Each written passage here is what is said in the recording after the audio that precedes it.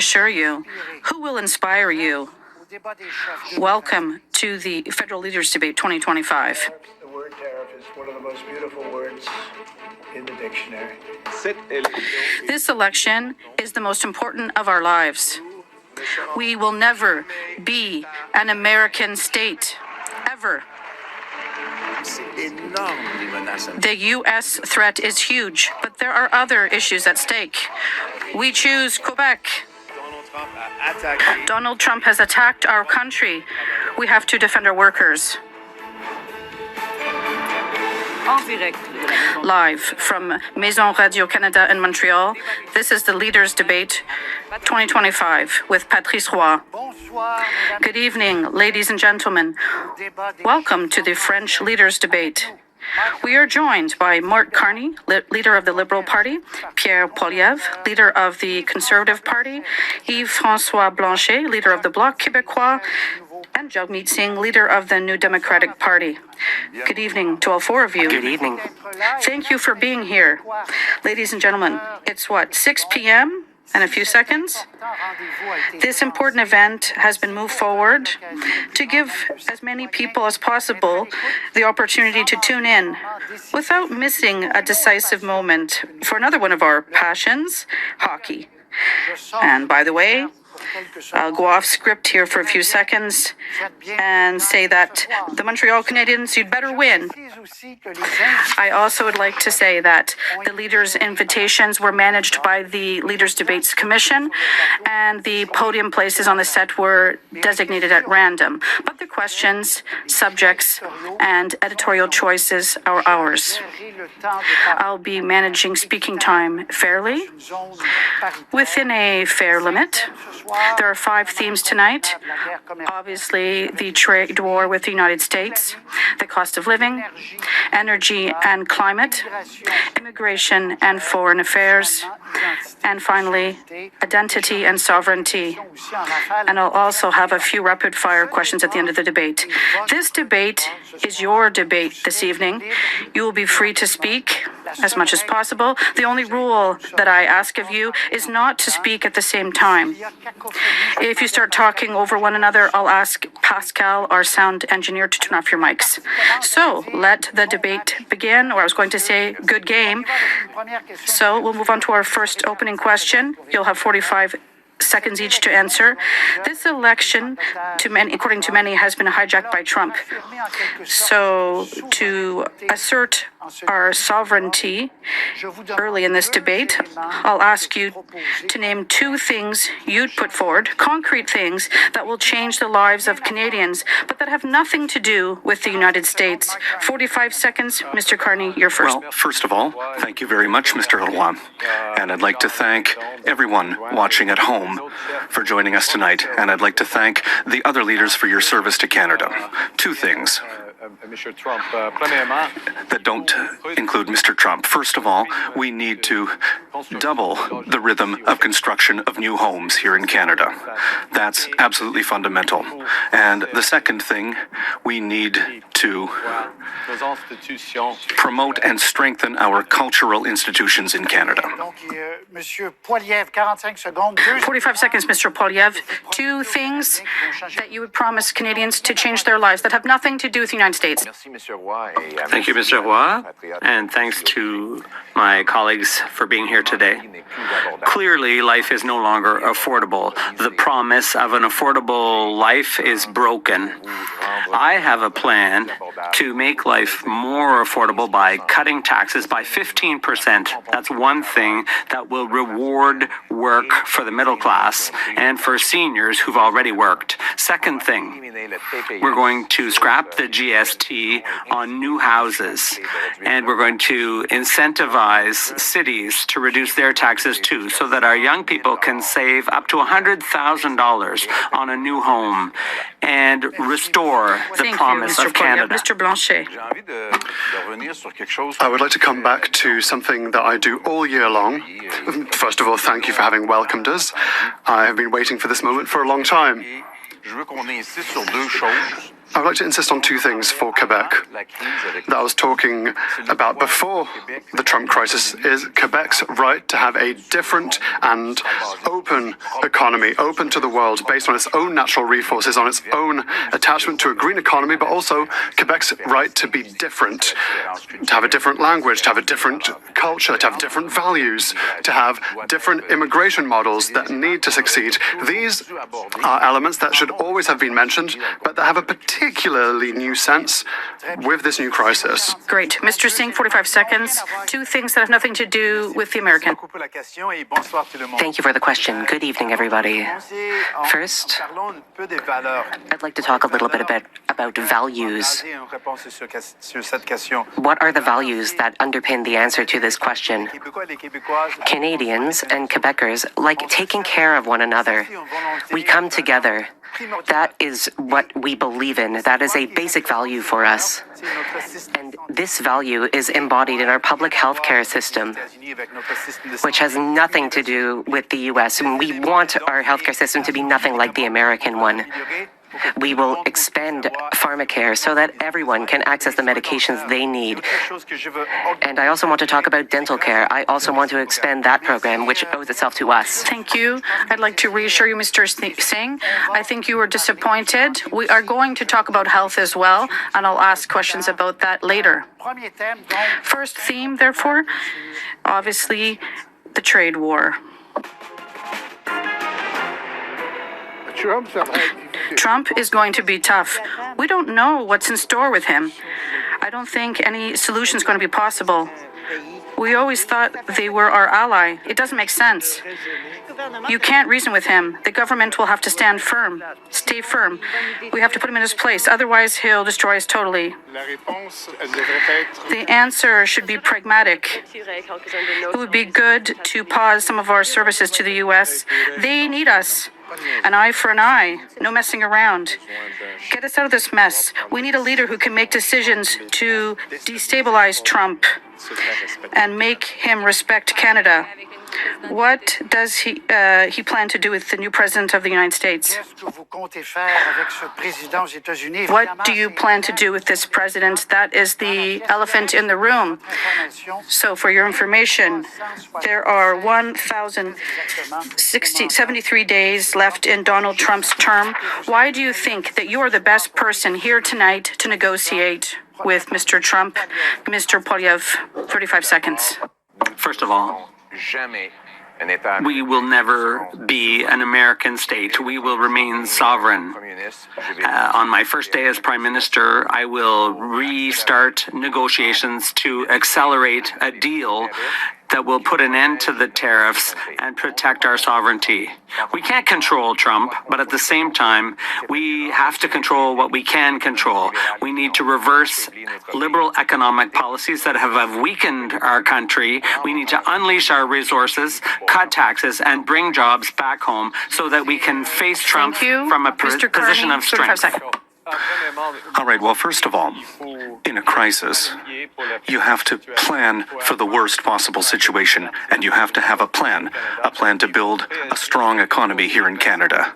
And we need to react with strength, and those are the elements that will allow us to succeed with Mr. Trump. He respects strength. He respects people who understand how the world works and who understand how the private sector works. And Canada needs to create other options, new, reliable partnerships around the world, and that's what I'll do. Thank you, Mr. Carney. Mr. Blanchet. Mr. Trump will hang from his own noose because their economy is dependent on ours. But there will be a lot of harm done to Canada, to Europe, to Mexico before then. We have to realize that our joint GDP is bigger than the States. Our population is bigger than the States, and so retaliation is going to hurt the States, but we have to negotiate in a rational way, and we shouldn't fall to fear, and we shouldn't spin fear Mr. for political Singh, reasons. Conclusions? It's all about priorities. For me, now is the time to invest, not cut. It is the time to protect what we hold dear, our farmers, our culture, the French language. These things should not be sacrificed. It is time to defend who we are, what our values are. And we believe in helping one another. That's what we will do. How? We will strengthen our healthcare system. We will not let it be Americanized. That is crucial. We must defend who we are. So, open debate to begin now for about 15 minutes. Mr. Poilievre, you have called Carney a political grifter, a globalist banker who's disconnected from reality. And Mr. Carney, you've said Pierre Poilievre is a career politician who knows nothing about how the real world works. So I ask you the question, which of you first is capable of standing up to Donald Trump? Mr. Poilievre. I am, because I'm going to put Canada first. I will never compromise Canada's interests, and I will control what we can control here.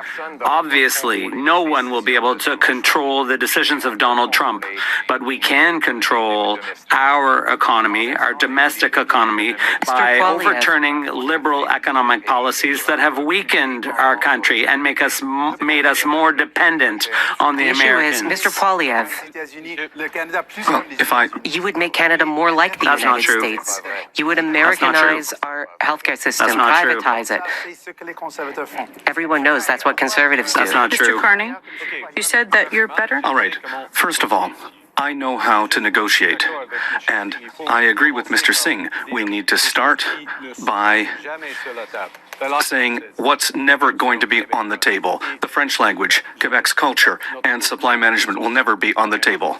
Our resources, that's the first thing. Second, in terms of Mr. Blanchet's point, the opportunities that we have with the European Union are there, and I've already started building new relationships with the European Union. As Prime Minister, I met with the President of France and with the President of the European Commission.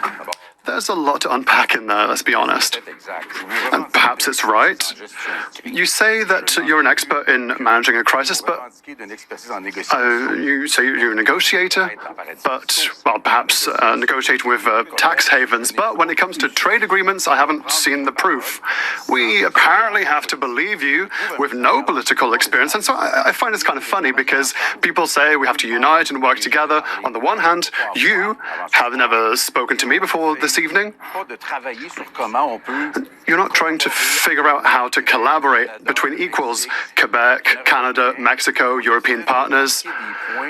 You're trying to score divisive points that only serves the United States of America. All right. I've just started as Prime Minister. I've been Prime Minister for a month. In the first week, I signed an agreement with the premiers of all the provinces, the Premier of Quebec and the premiers of all the provinces and territories concerning free trade within Canada. It's also an agreement that deals with trade corridors. That's an example. That's an example. You haven't sat with any premiers. You've sat with MPs that will be elected at the same level of you if you're elected. The problem, Mr. Carney, is that your party has been in power for 10 years, and in that time, it's not meetings that are going to change things. It's your policies that have blocked resources. C-69, which blocks not just pipelines, but also dams, mines, and liquid natural gas exploration.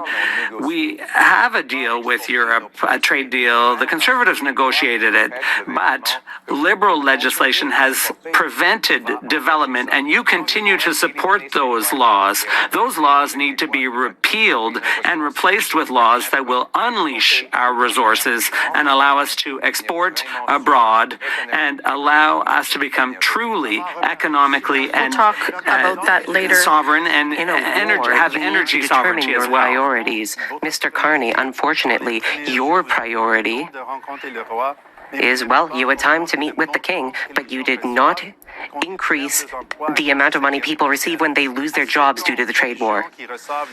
These days, people receiving EI get maybe half of their salary. For people who have already lost their jobs, that is not enough. It won't cover the bills. It won't cover their rent costs. That shows your priorities. For me, workers are number one. We need a system to support our workers. We'll hear some in a few seconds, but Mr. Carney, response, and then I have another question for Blanchet. First of all, we need to fight in a trade war. We need to fight with counter tariffs. And all the money collected from our counter tariffs will go directly to workers and the businesses that are the most affected by this trade war. They won't be used for tax cuts the way that Mr. Poilievre is going to do. You always want to increase them. You're a liberal. We want to cut taxes. Started as Prime Minister For a and fourth liberal term. I've just started. You were Justin Trudeau's economic advisor. Have you forgotten that? Honestly, let me cut in here. Both of them would cut taxes for billionaires and millionaires. They have already done it in the past. Your first step was to reduce taxes for the millionaires. Pierre Poilievre would do the same thing. That's not You're true. not thinking of regular people. We've cut the consumer carbon Great. tax. That's what Mr. we Singh, did. Mr. Blanchet, we've been telling Canadians for several days that it would be better to have a minority government. You said it clearly. With Trump, can Canadians not want a majority government that's stronger? I don't know where that reasoning comes. The minority government would be weaker than a majority government.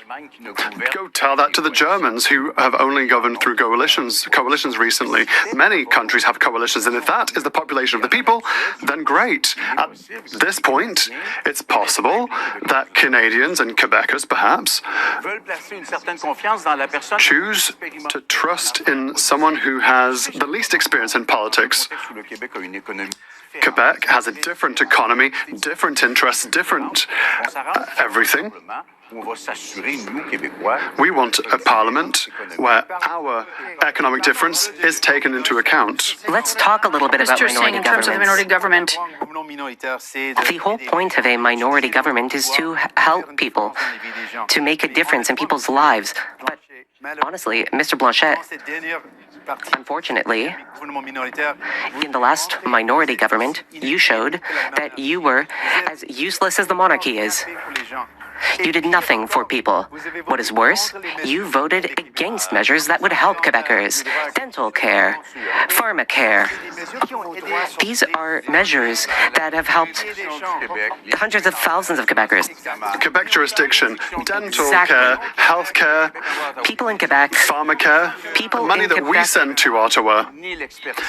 Ottawa does not have the expertise or the jurisdiction. we are Quebec paying the does. bills. Mr. Roy, Please let me finish one sentence. please wrap it up. When we want to be effective, we give the money to the experts, those who have the legal jurisdiction to spend the money, and that is Quebec in this case. The NDP gave $2 billion to an insurance company. Giving Everything was money to our going Quebec seniors. fine until now, but Mr. Carney, in terms of the minority government, Mr. Roy, we are in a crisis, the most serious crisis of our lives. We need to react with resounding, overwhelming strength. Yes, we need to cut a few taxes. Yes, we need to cut bureaucracy.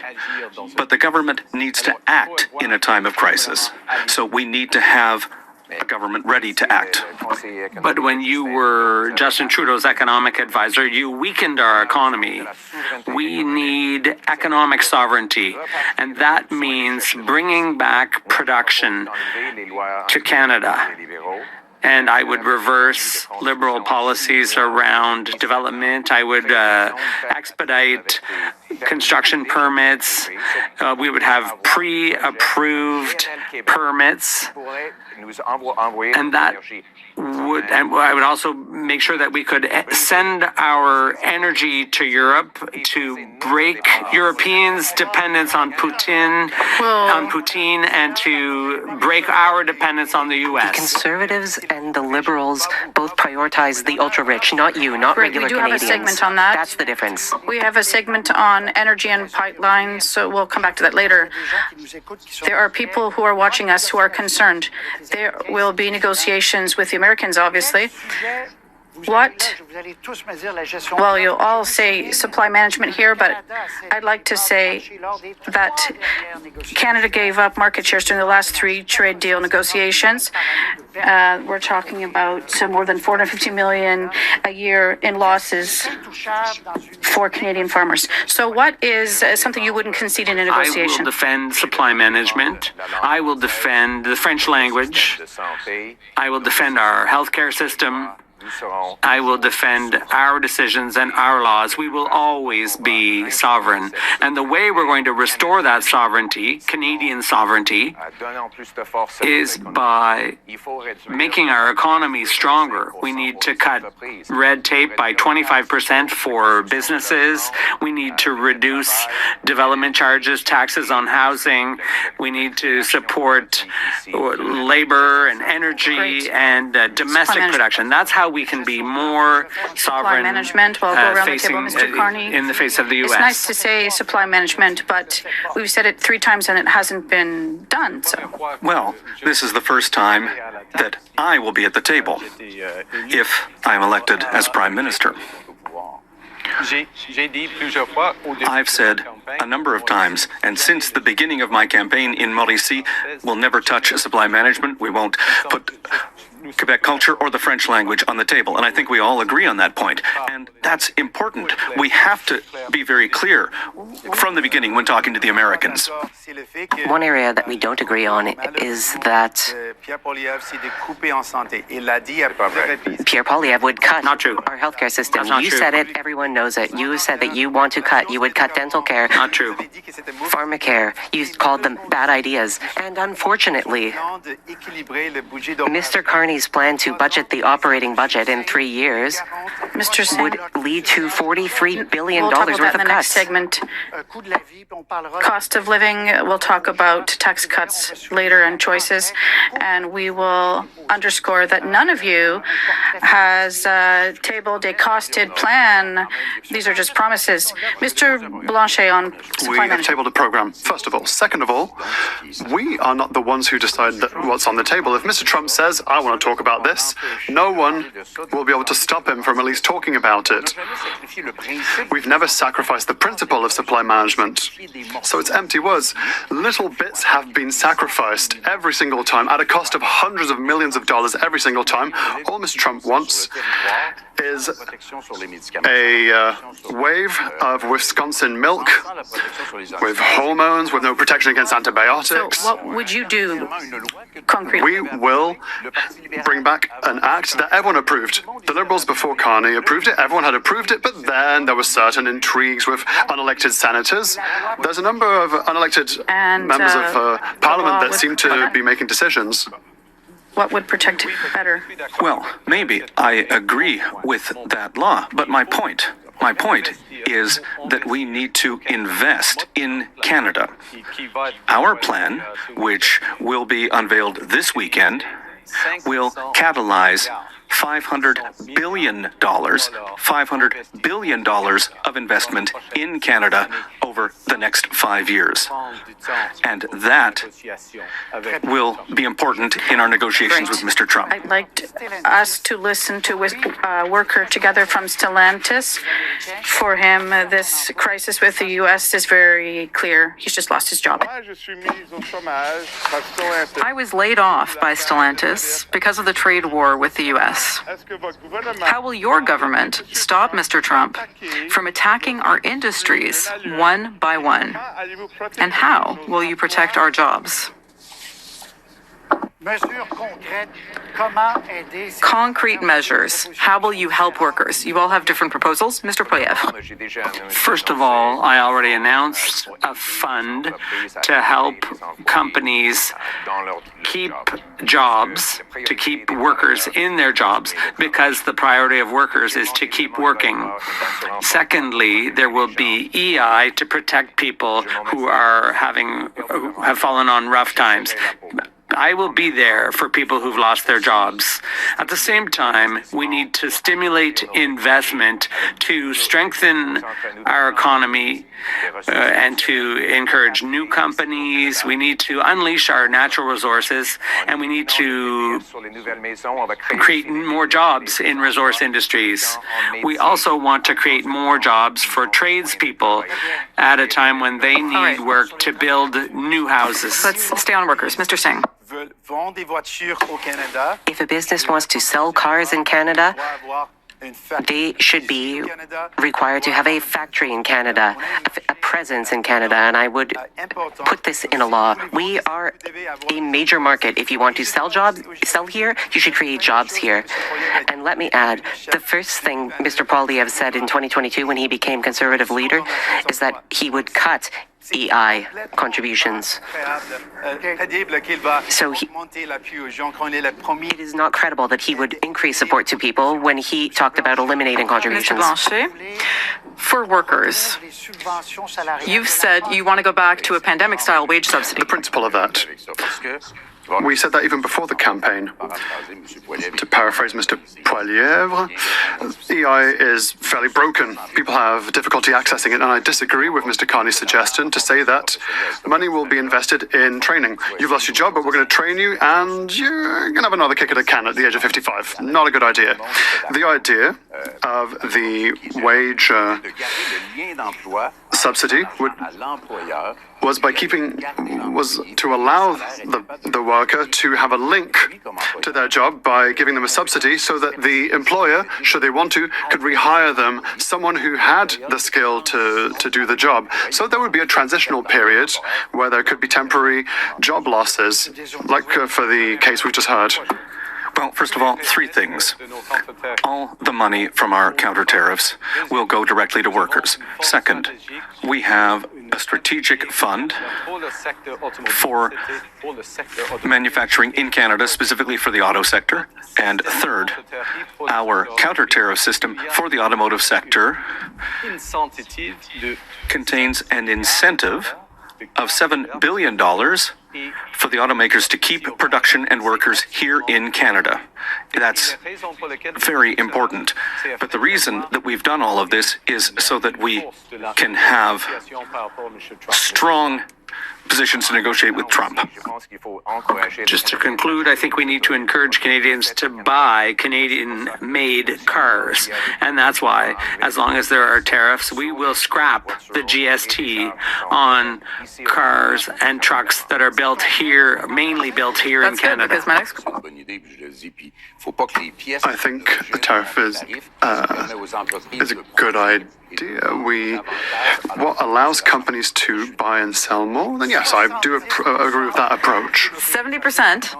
Mr. Poilievre copied our idea. We announced the GST lifting for Canadian-made cars before him. Now, there are a lot of things that are in all of your platforms, but we'll come back to that. Now, 70% of Canadians say that they're buying fewer American products. That's a big number. You leaders, could you please name me one made-in-USA product that you no longer buy? I buy my own strawberries. So you don't buy strawberries I anymore? buy Quebec strawberries, and I do my own shopping, by the way. So what products have you not bought, Mr. Carney? No more wine, no more alcohol, no more American alcohol. I do my own shopping, and I cook at home. Lots of products. Fruits, there's a lot of Canadian apples. So you're making an effort. Yes, I'm making an effort with apples, other fruit, strawberries. Strawberries. Everyone is eating a lot of strawberries these days. Mais malheureusement, Monsieur Carney, je pense que vous ne le faites pas. I bring it up because I do my own grocery I'm in a shopping, different which position. Carney does not. délicieuse. This is a delicious conversation. Moi, c'est le bœuf. J'adore le bœuf et j'achète. It's beef. In my case, I buy Canadian beef. It's the best beef in the world. Jamais les fraises américaines non plus. But I never buy American strawberries either. OK. Organic Okay. beef from Quebec Next is also theme. not bad. Well, let's share some of that All someday. right. It's very beautiful to see. Our next theme is the cost of living.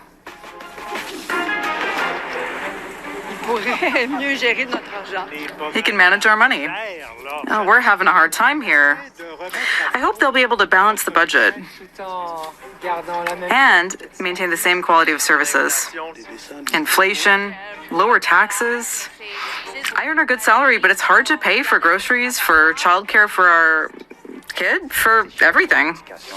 Education is expensive, prices keep going up, the middle class is hurting, and for the poor it's worse. We're retired and we're counting every penny. We're getting poorer. I feel like no one really listens to young people on housing or the cost of living. So what does the future hold for us young people? What does the future hold for young people? I'll give you a few figures here very briefly. I'm sure this won't come as a surprise, but in Montreal, housing prices have more than doubled over 10 years, from over $300,000 to $671,000. Remarkable growth in Toronto and Vancouver as well. So my question, and you'll have 35 seconds, first of all, how can we improve access to housing, for example, for this young woman that we just heard from, Mr. Blanchet? Clearly, it's through the starting capital and another GST-based policy. There needs to be access to capital for their down payment. My children can't pay for a house. A lot of them have jobs, good jobs. It's essential that we give them a little boost using public money, for example. And it's not during a crisis and that in cutting budgets that we will be able to do so. We need to reduce speculation on house prices. We need to invest in affordable housing, social housing, student housing to give a good price and reduce pressure Thank you, Mr. in Blanchet. the Mr. Poilievre, residencies of 35 Canada. seconds. Je suis avec vous. I'm with you, De misère à acheter with all those who are having a hard time affording their groceries, or young people who can't buy a house. After a decade of liberal inflation, liberal policies have increased the cost of living the most in 40 years. I will cut your taxes for the average worker by 15%.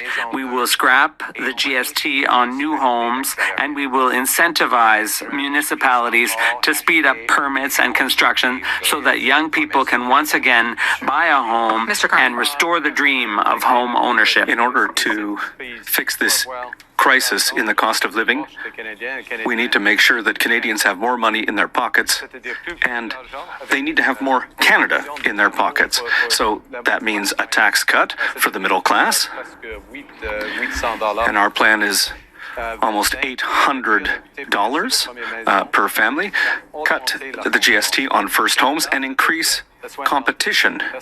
And in Canada, we have dental care, pharmacare, and daycares. We need to protect that, and we need to double new housing construction in Canada with our plan. Very good. Thank you, Mr. Singh. Merci. Donc, d'abord, Thank you. je parle avec les gens et on parle de When I la vie. talk to people and the cost of living comes up, there are two main topics. First, grocery costs. Avec le coût d'épicerie, Second, housing costs for groceries. d'épicerie qui vous arnaquent.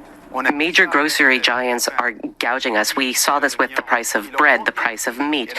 They drive prices up, and they are gouging the Canadian public. We would put price caps on essential groceries. We would also stop corporate landlords from buying up affordable housing and apartments. We are in it for you. Thank you very much, Mr. Singh. 245,000 maisons et logements. 245,000 housing units were built in 2024. You've all promised to massively accelerate the pace of that construction. The Liberals have said 500,000, the NDP 600,000. Mr. Singh, you're going to start this part of the open debate. Do houses grow on trees? y arriver. We have a clear plan for how to make this happen. First, we would not sell off our federal land. We would keep it and we would build affordable housing on it. 100% affordable. We would train Canadian workers to build more homes. We also must keep the affordable housing that we do have. And unfortunately, the two major parties have let rich speculators buy up affordable housing. And now we have no more. That's a major issue. We need to keep our affordable housing and build more housing in general. A couple of ideas. First of all, I would like to talk for Quebec. There are delays of hundreds of thousands of houses to be built, and we don't have the human resources to do so. But there are initiatives for small housing, for social housing, modular housing, that would allow us to build quicker with fewer resources and cheaper to accommodate as many people as possible. But I'm looking forward to hearing everyone's financial framework, because the Conservatives want to cut. They're going to have to cut spending at some point as well. The Liberals want to cut in revenue but increase expenditure. There's some financial magic that's in there somewhere. I would like to hear their financial framework or even their electoral platforms. In a minute, that would be the nice. Constant Plan. But Mr. Carney, 500,000 housing units. And we need to get started so that we can get the housing market working better with a reduction in bureaucracy at the municipal level and in fees. But we are proposing a new institution, Build Canada Homes, which is going to build affordable homes using lumber from Quebec, using lumber from British Columbia, using Canadian wood, and using new Canadian technologies.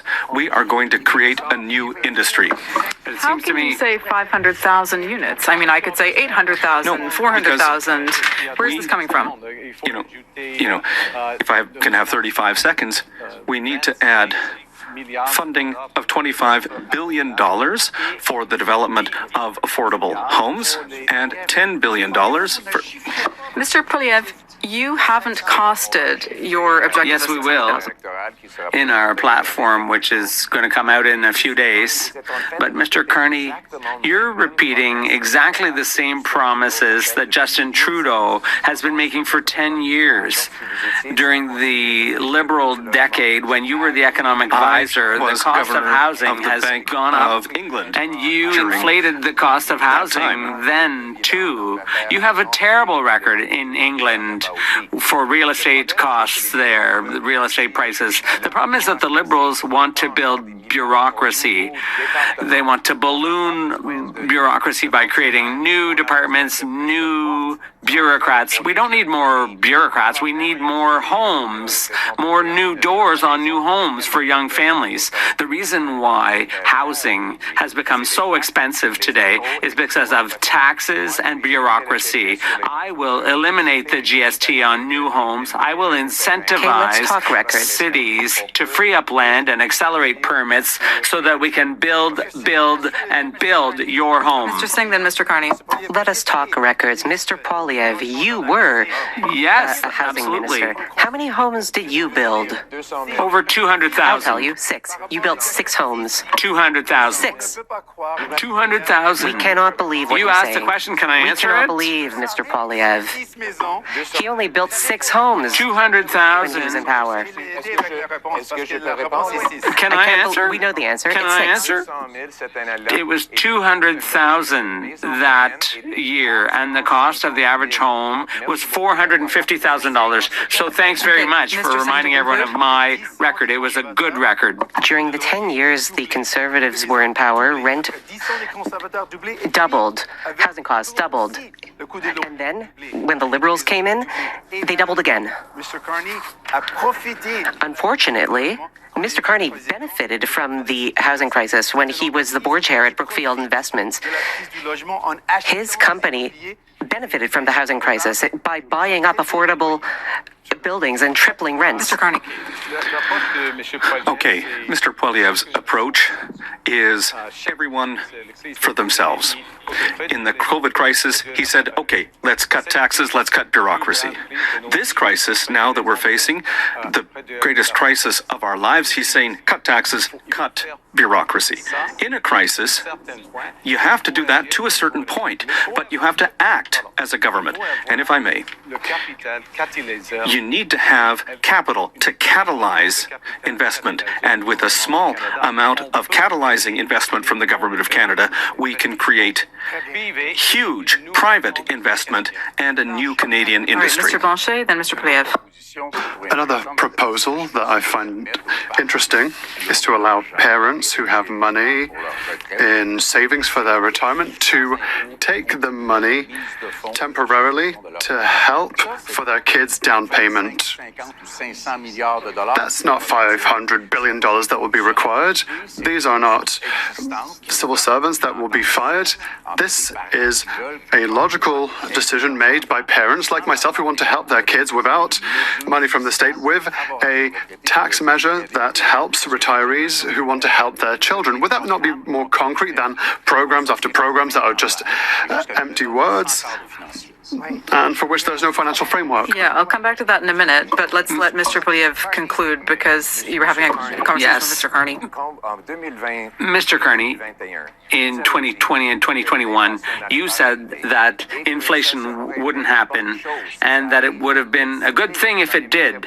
You were quoted in the media and you even advised Justin Trudeau to print money, and that's what caused our inflationary crisis. You're just like Justin Trudeau. You have exactly the same policies, the same approach. We need change. And you, Mr. Carney, you do not embody change. You represent the ultra-rich.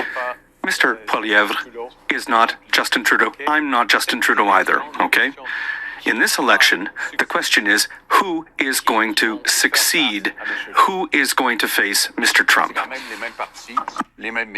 Same parties, same ministers, same caucus, same ideology, same hostility against Quebec. It's not just because the leader changes that the philosophy will magically change overnight. You are all proposing, or just about all of you are proposing tax cuts. We'll see them up on the screen here. Mr. Carney announced that on the first day of the campaign. Mr. Poilievre's been announcing them for a long time. So for a couple earning $90,000 a year, you can see the numbers up here. $1,299 in savings for the Conservatives, $1,011 for the NDP, $577 for the Liberals. And the cost of those measures is really what I want to underline here. Mr. Poilievre, you're spending more on tax cuts than the NDP or Liberals. Now, you've all arrived here this evening with no costed financial plan. It's been a long time since we've seen that at the time of the leaders' debate, the leaders don't have a costed plan. So we don't know how you're going to pay for these tax cuts. Now, I'm going to be careful how I word this, but don't you think it's irresponsible to Canadian voters to do this? Mr. Carney, you said you've got the numbers, but where's your costed plan? As I've just said, we'll be presenting our costed platform this weekend. But why not earlier at an event? There are 10 days left in the election campaign. It's about the same thing as Mr. Poilievre, as I've seen. And it is going to be costed, and the operational budget will be cleaned up. We'll balance it in 3 years, but at the same time, we will be investing in Canada and in Canadians. Mr. Poilievre, where would you make the cuts? This comes back to my earlier question to Mr. Carney. In terms of the costed plans, what do you have to hide? Will transfers to provinces go down, for example? We're going to cut consultants. Believe it or not, a Canadian family is spending $1,400 in federal tax just to pay for consultants. That's been a 100% increase. I'm going to cut consultants. Secondly, we're going to cut the cost of bureaucracy through attrition. People will be retiring, and we don't need to replace all of them. We can slowly, gradually reduce the cost of the bureaucracy. Third, we're going to pass a dollar-for-dollar bill. For every new dollar in spending, there will have to be a dollar in reduced spending. And we are going to generate $70 billion But again, more in you revenues. and Mr. Carney don't have a costed plan that we've seen. We are the only party that has talked about ways to increase government revenues. We have talked about closing tax loopholes, getting rid of tax havens, empowering the CRA to go after corporations that are not paying their taxes. These are not tax increases. These are taxes that are already supposed to be paid. The CRA has said that tens of billions of dollars in revenues are being lost. Pierre Poilievre has been very honest with Canadians. He will cut healthcare. Not true. No, he will not true. cut That's false. EI. He said That's this back in false. 2022 when he became leader of the Conservative true. Party. That's false. And Mark Carney has also said very clearly that he would make massive cuts. No. He would cut $43 billion worth For of the first spending. time. Mr. Carney, then Mr. Blanchet. No, that's not right at all. I've said there is an operational budget that's over $200 billion a year. And that budget has grown 9% year over year over the last 10 years. We need to slow down that growth. And we'll do that with technology, we'll do that with attrition, as Mr. Poilievre has suggested, and we can do that, and we will do that, and it's necessary, but we're not going to cut transfers to individuals, nor transfers to the provinces. So the provinces will not get less money. Mr. Blanchet, is that what you believe? Well, I've an issue with this. These are Harry Potter financial frameworks. You need a lot of magic to make it work. There needs to be more money, but we're going to do cuts. They want to be more conservative than the Conservatives. Basic economics state that when there's a threat of recession or slowdown, that is when the state, well, that's why we're not saying cut taxes, we're saying make good investments. We want to invest in our military forces. It's the time to do so with Canadian companies, the Quebec Tramway that Mr. Poilievre doesn't want to do. That's what we have to do. We have to have targeted investments, health transfers so that the Maisonneuve-Rosemont Hospital can be We'll do that. renovated. It's time to invest in infrastructure, public infrastructure with public money so that everyone can keep their jobs. So no tax cuts. No, it wouldn't be a tax cut. There would be a specific budget for It's it. necessary. We have to keep going. They want to do one thing and the other. Cut, but somehow make more money. Something doesn't work. We've started with the cost of living. We have to cut taxes for the cost of living. What Mr. Blanchet said is true. You were talking about a magic spell here, Mr. Carney. This is one rare moment where we agree. On February 16th, you sat down with Rosemary Barton and you said that you would cut spending in Yes, the operating budget. operational spending. That's You different. said One at a time, please. that this would affect transfers for healthcare and to individuals. Mr. Roy, no. I have a question. That's not right at all. That's not right at Please, all. Mr. Carney, you'll have the opportunity to answer later. The question that people are asking themselves, and you may have heard this, Mr. Singh, you've promised that every Canadian will have a family doctor, that there will be vastly more nurses.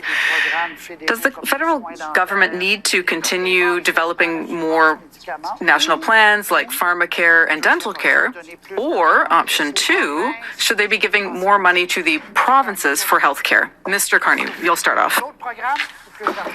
More programs or more money First for of all, programs? the priority for the federal government is to invest and to catalyze investment in the most serious crisis we're facing in our lives. We need to catalyze private investment in our economy to create new and good jobs. That's the first thing we need to do. In terms of transfers to provinces for healthcare, yes, there are limits to the federal government's activity.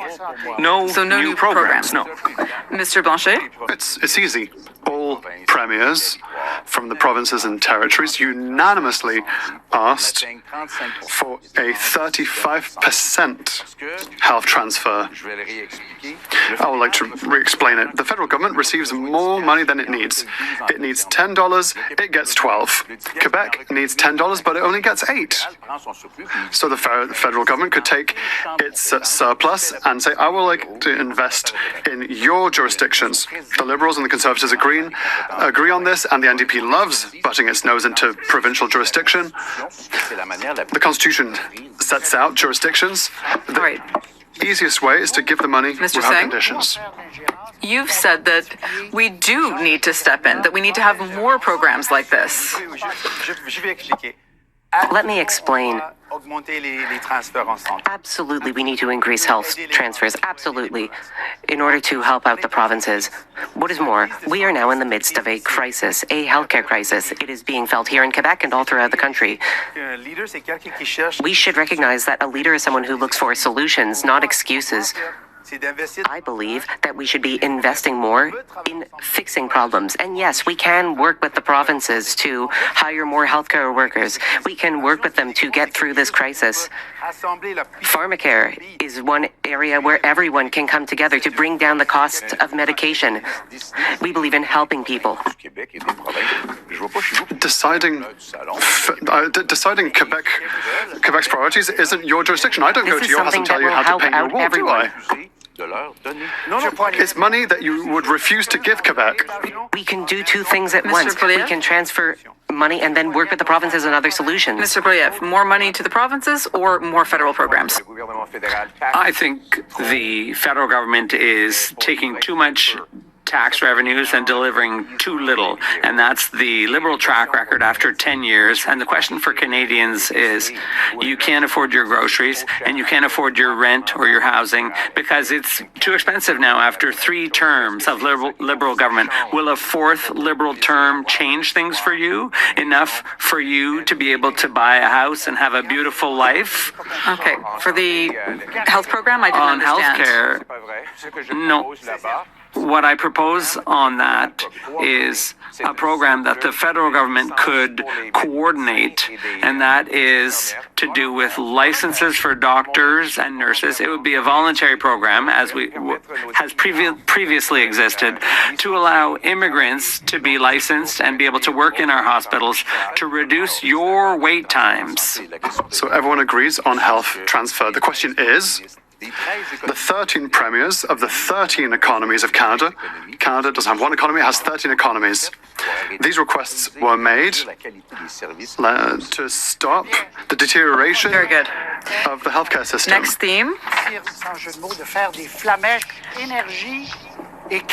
energy and climate. The carbon tax was something that was supposed to help the environment, but now, what are we doing for the environment? It worries me a bit. Our planet is starting to die. I really want to see someone who can prioritize climate change and the economy in Canada. We shouldn't be building a pipeline. The environmental consequences are very serious. Even if for ecological reasons it's not the best solution. Well, I think we have to think about it. There was a good project in place, but then it was dropped. A pipeline would have a major impact. We may have to make sacrifices if we want to be more independent. Drill, baby, Drill, baby, drill, says Donald Trump. But I have a very simple question for you, and I would like just a simple answer as well. You have 35 seconds open debate. Do you want Canada to increase oil production? Yes or no? Mr. Singh. I would be in favor of investing in clean energy, renewable energy. With our public money, I would spend on projects like an east-west clean energy grid. That's the sort of thing we need. We need renewable energy for our future. That is where we should invest our public funds. So, more or less oil or the same amount as right now? You want to to increase it? That's what people want to know. Are you increasing oil production? There are a few measures that I support. Investing in clean energy, bringing down our We'll get to emissions. that in the open debate later. But the question is Yes, very I simple, I understand. think. Mr. Carn. Yes, more oil so that we can reduce our imports, especially our imports from the United States, a country that is threatening us right now. But in order to do that, we need to have low-risk oil. Canada is a low-risk country, and low-cost oil. Canada's more or less that right now, but we also need low-carbon oil because we need to be competitive over the long term. So at the same time, we need to have pipelines. We need to invest in carbon stockage, carbon capture as well. That's very important for We'll our get to that competitiveness. later. Mr. Poilievre, should we produce more oil in Canada? Yes. And we have to be able to get it to market by pipeline. Unfortunately, the other parties passed an unconstitutional law, C-69, which is a no more pipelines bill. And that's why Canadians and Quebecers now have to buy 139,000 barrels of U.S. oil every day. I will repeal C-69 to allow for the construction of hydroelectric projects, mines, and also pipelines so that we can get around Donald Trump Mr. and Blanchet. be sovereign when it comes to energy. There's a competition as to who will be the biggest oil head here. The Americans buy our oil, we buy their oil, because that's how geography works. I want less oil, but let us be clear. The one that approved 9B for Enbridge was me when I was the Environment Minister, but I say that we have to progressively wean off of petrol and oil because the cost on families will be far worse than what Mr. Poilievre says. Paying for the consequences of climate change will cost billions of dollars every single year per family. Let us invest in Thank you, Quebec's Mr. green Blanchet. energy. I'd like to ask a question to launch the debate. Mr. Carney, for 17 years now, the Liberals have been telling us that the only way to fight against climate change is to put a price on carbon. With the carbon tax, there was elections on this. But the first day you came to power, you abolished this tax. What should Canadians understand from this? Is the fight against climate change no longer a priority for Liberals? Not at all. It is still a priority, and it's a priority for Canada. We're talking a lot about diversifying our trade partners around the world. The European Union. We need to reduce greenhouse gas emissions in manufacturing and energy in all of our products so that we can have better access to that market. But in terms of the carbon tax, we cut the consumer carbon tax. And that covers about 6% of the reduction in greenhouse gas emissions.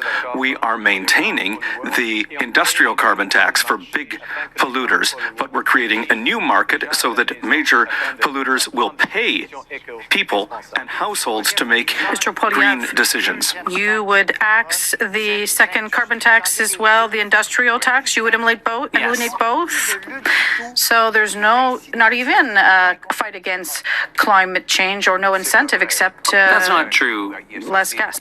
There's a cost associated with using energy already, but my approach is a pragmatic one. For example, the National Bank calculated that if we export our natural gas, our liquefied natural gas, to India, for example, to replace coal, that could reduce emissions in India by 2.5 billion tons.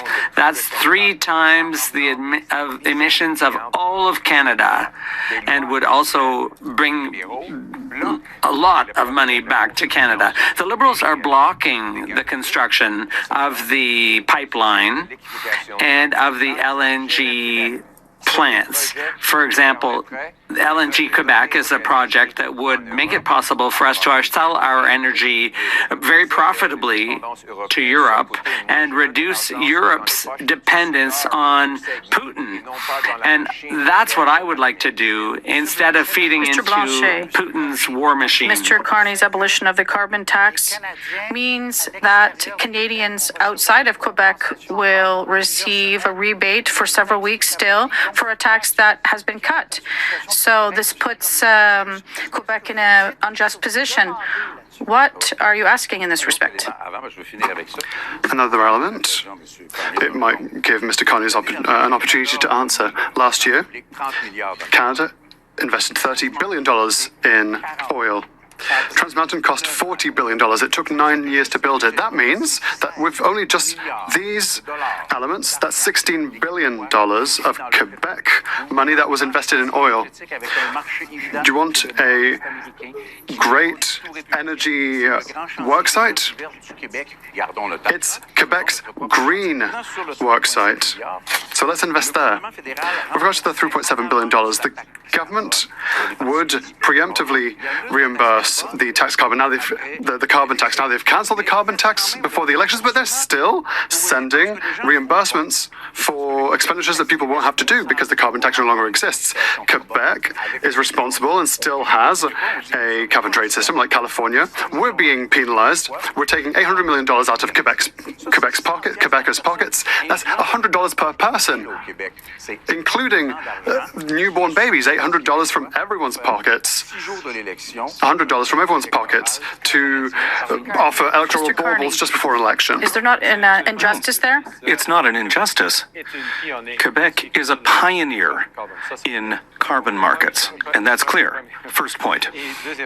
And the second point, Canadians outside of Quebec and British Columbia have paid the carbon tax, and as such, they receive the carbon rebate, and all Canadians, including Quebecers, will receive the middle class tax cut. Because we have what we've done, there's a principle here. There's an important principle here. Yes, you're going to speak in a moment. Just in terms of clarity for those who are listening to us, what reimbursement are you talking about? The rebate. No, not in Quebec. No, not in Quebec. But But there's a gas principle. prices are higher. There's a principle here. We are making people whole, people who paid the carbon tax, and we're doing that in a fair way. Europe, Quebec, and California has a system that incentivizes companies to We've reduce also- their greenhouse gas emissions. It's about 9 cents per liter, and it's Mr. much Singh. cheaper than the potential effects and the future effects of climate Just to change. get back to the debate topic, we are talking about the climate crisis here. That is not something that is a long way off. This is something going on right now. We are already in the midst of the climate crisis. We have seen it here in Quebec. Extreme temperatures, forest fires, flooding. I agree with Mr. Blanchet that it is too high a cost to bear, so we need to do something. I spoke with one mother before I became a father, and she said, I'm worried about my children when they play outside. I'm worried about the BC forest fires.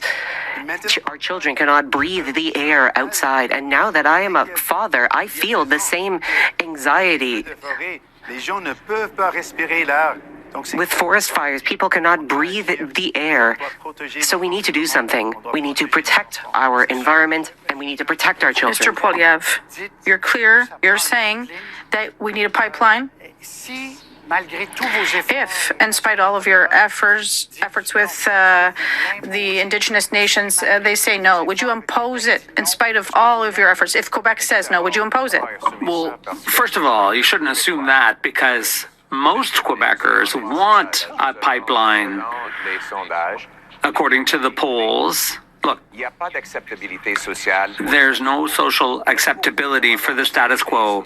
Thank you very much. That is the most Can empty I sentence speak? I've ever heard in this debate Can so I answer far. the question? No, it's nonsense. Absolute nonsense. I'll say what it means. I'll tell you. Quebecers who buy oil from Alberta, it's got to go through the U.S. currently, which gives Donald Trump power over our own energy. You say you're in favor of sovereignty. I'm in favor of economic sovereignty and energy sovereignty, and that requires a It's pipeline yet another across Canada. scarecrow. The US will never bomb their economy so much by sacrificing a never hugely know. profitable product. That's such an amazing argument. How much will your pipeline cost? Trans Mountain cost $40 billion, but now you want a 4,600 kilometer pipeline without investors, with Europe that doesn't even Mr. want it in the Poilievre and first Mr. place. Carney. Just to clarify, I would never subsidize pipelines. That's unnecessary. They're very profitable. The only reason why it's expensive now is because there are rules and legislation that prevent the construction of pipelines because of bureaucracy. We're going to get rid of red tape. We're going to open this up to I'll ask my question again. Protections, cutting environmental regulations. If Indigenous nations, in spite of all your nice efforts, and talking about Mr. Carney and you who want a pipeline, if they refuse, what do you do? Refuse, vous dites 100%. refuse. Are you saying across the board? Yes, we've seen this. Because Il ne peut pas dire ça parce que ce n'est pas sa volonté.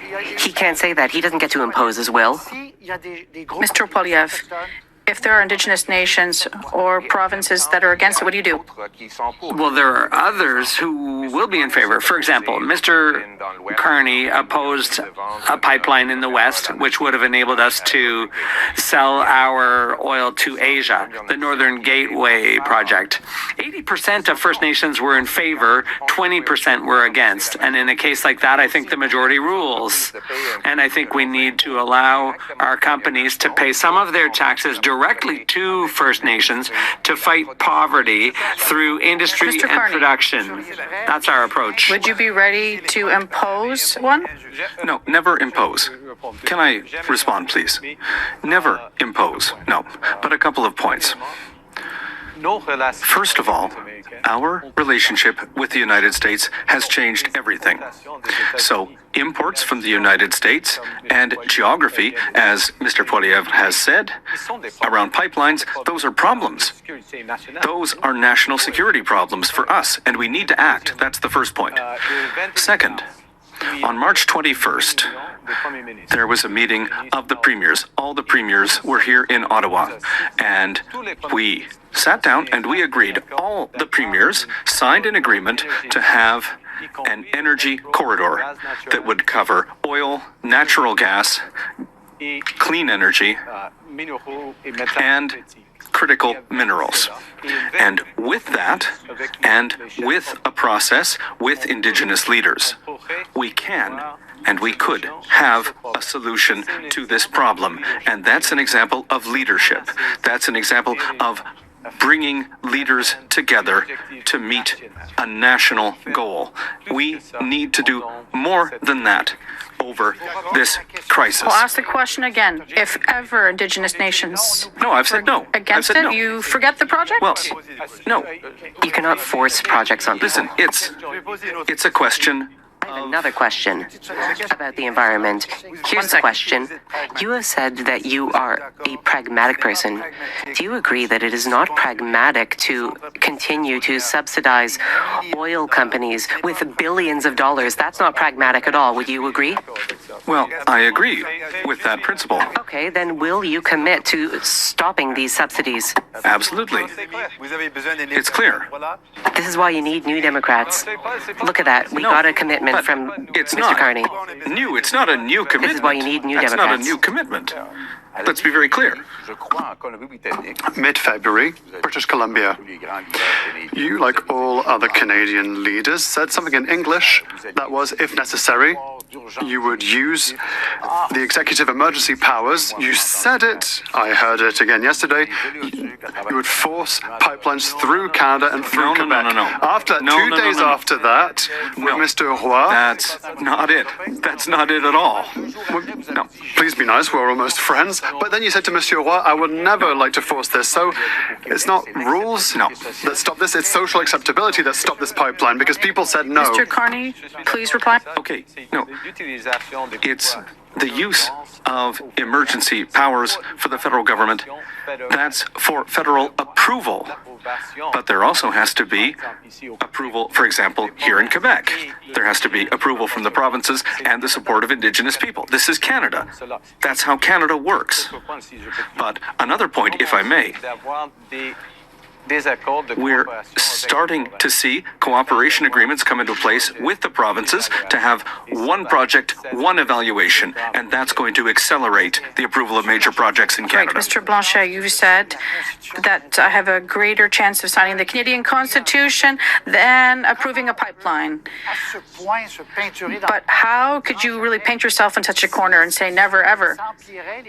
If our relationship with the U.S. gets worse, the pipeline goes to the United States, if our ports become trickier in terms of imports, what would you do? What would Mr. you Trump's tie your hands? threat is a very serious one, but he won't self-destruct the American economy.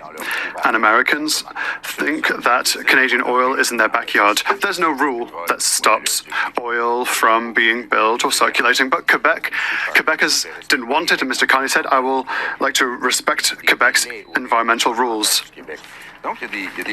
So there are certain elements that are incoherent from him. Never. It's still no, because Quebec is the best placed in the world to develop a green super energy market that goes right to the south without asking Ottawa's permission. Why would we invest in oil that doesn't have economic benefits for Quebec if it means that we still pay more at the pump? Two quick comments. You are slightly behind in terms of the tramway and the third link. We're talking about the environment and public transit as well.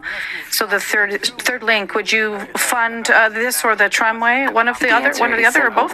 Yes, for the Quebec City Tramway, we support public transit. We are against projects that are bad for the environment. So you're against the third link? Exactly. We are against the third link. We support the tramway. One solution to address the climate crisis, while at the same time helping our economy, is to invest heavily in public transit. This would help municipalities, this would help provinces. We could work together with them and use transfers to provide more funding for these projects. And they're the sort of projects we need. They would create good jobs while at the same time helping Canada reduce emissions. Mr. Poilievre, tramway or third link, both, or just the third link? Just the third link. You have to make choices. And I would speak to people in the regions today. The other parties are against the third link, and they want to ban gas-powered cars. That's not practical in the regions of our country. You need a truck, you need a car in order to live in regional areas. So I'm going to reverse that. You'll be able to keep your truck. We will build highways and bridges so that you can live a good life in the Mr. regions. Blanchet, both projects? The Quebec government wants the tramway. The city of Quebec City, rather, wants the tramway. The federal government needs to give the money required to the provincial government for the tramway. We don't know what a third link looks like. We don't know where it's going to go, under, over. We don't know what color it's going to be. You were supposed to give your opinion on that for the past three debates. Please remind me of my past. Mr. Carney? Well, I can be quick. Tramway, yes, because there is a project that's underway. We support it. And as Mr. Blanchet has said, there is no project right now for the third link. But I think the third link will be a blue one. It'll be blue? Right. I don't have a lot of time left, but I'll add one more question. Do we have to speed up the development of nuclear power? Yes. Yes, absolutely. And for a couple of reasons. Across Quebec, in Ontario? Yeah. It's a choice that Quebec and the provinces will make. But we have a major advantage here in Canada. We have uranium. We have big nuclear companies, including Westinghouse, CANDU, and others. And we have technology yes. in small modular reactors. So it's a great opportunity. I understand there are worlds in the countries in the world that need nuclear energy. I don't think Canada needs nuclear energy. Quebec doesn't want it. I'm not going to interfere in Canadian energy, Well, but they could be reviewed. no, Quebecers don't want nuclear energy. I'm also the one that managed the closure of the Gentilly plant. But we're not going to reopen it. Comme projet national, je favorise un As a national project, I am in favor of an east-west energy grid that would connect Quebec with Manitoba and Nuclear power? BC to transport clean energy. It could.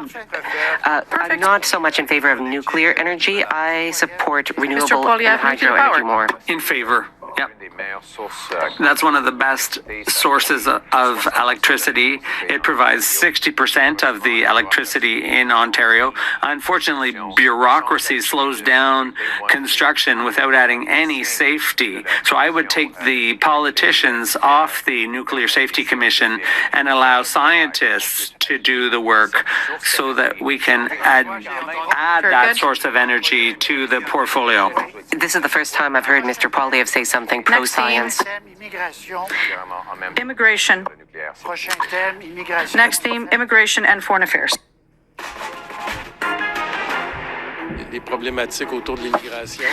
There are lots of issues with immigration that are linked to Donald Trump. It's hard to immigrate these days. I'd like to stay if I can find a good job. We have to deal with people who are arriving in droves because people are arriving and they don't have work. Should we let them in or not? Why not? Why not welcome them if we have the capacity? Do you think we should let in anyone who wants to come? In the United States, there's one rule. In Canada, there's another. I think everyone should follow the rule. On le sait, il y a plus de 500 000 Haïtiens. We know there are over 500,000 Haitians currently living in the United States who are now being threatened with deportation. They might lose their temporary protection. I'll show you the numbers here. This is Se sont présentés à Lacolle, au poste frontalier. the number of people crossing the border in Saint-Bernard-de-la-Colle. 1,411 people in the first half of April. That's more than in March, February, or January. So you can see the numbers are growing. Simple question. You have 35 seconds each. Would you accept these Haitians into Canada or not? Mr. Carney.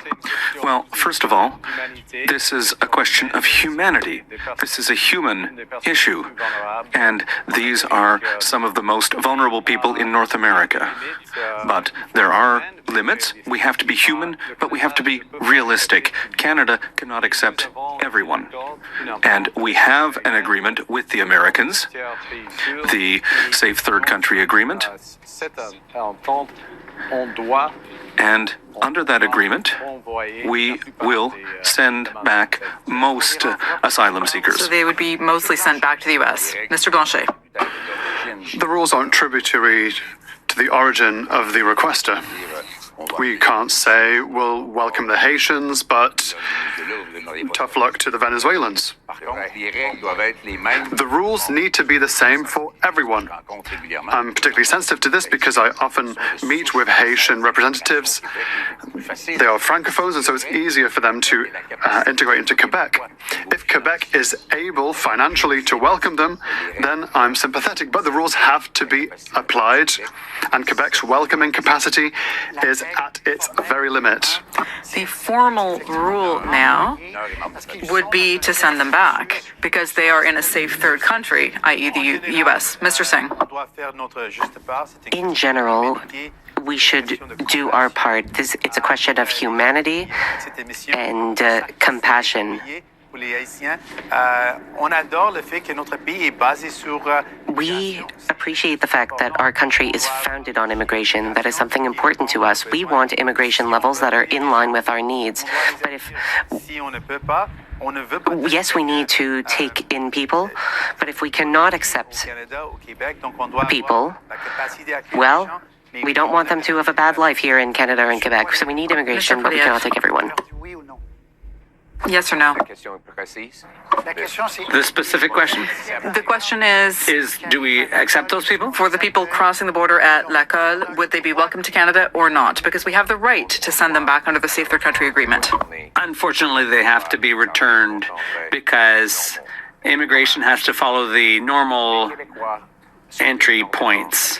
Quebecers are extremely generous and welcoming. They welcomed my wife, as Mr. Blanchet mentioned, but the Liberal government has abused Quebecers' generosity with an out-of-control immigration system.